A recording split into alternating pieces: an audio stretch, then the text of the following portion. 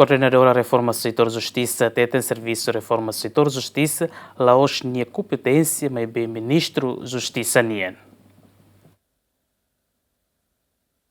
Governo foona confiança ba ex-ministra Justisa Lucia Lobato hodisai hanesan coordenadora ba servisu reforma Setor Justisa Maibé Parlamento Nacional questiona servisu ne tamba tinangida ona Lucia Lobato sedau katudu progresso servisu ia Setor Justisa. Hatamba preocupação ne coordenadora reforma Setor Justisa hateten servisu ne beni halo ne ia ne limitação tamba política reforma Setor Justisa ne kompetensia máximo Ministru Justisa nian. Halo koi husi comunidade ho expectativa da neve bo tebes ba reforma hanu inga ta calma ka serviço hanesta fala ministra da Justiça e a governação ida nendelara atu implementa política reforma da Justiça. Botrua diferente ida prepara propostas políticas atu alinha o governo minha programa para depois o de halo tuir né makami halo tiona né ida fala mag implementa duni política neve ma governo optará. Portanto, boa diferente e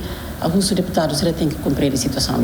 Proposta de lei, pronto, para isso até que atacar o gabinete, mas olha tudo, há serviço balo, há preparação balo, há estudos para lei do que não vem bele halo alteração, lei fomba lá halo, mas há a competência para apresentar a parlamento.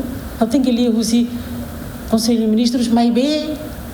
A minha opinião dele, se eu apresenta aí no Conselho de Ministros, Ministro da Justiça, naquele órgão governamental e mesmo aqui a competência para apresenta proposta de leis, mas o Ministério da Justiça pode escolher com a reforma. Mas só ajuda a preparar o balo. Além de ne, Lucia Lobato moça esclarece implementação política reforma Setor Justisa ne, mas o Ministro Justisa tamba serviço nebe halo baseia ba decreto lei nebe ihaona. Antes nemos Ministro Justisa hateten atu reforma Setor Justisa hodifo assistência ba caso hirak nebe dadam se dependente hela. José Mendes Jacinto Fuka Zemen.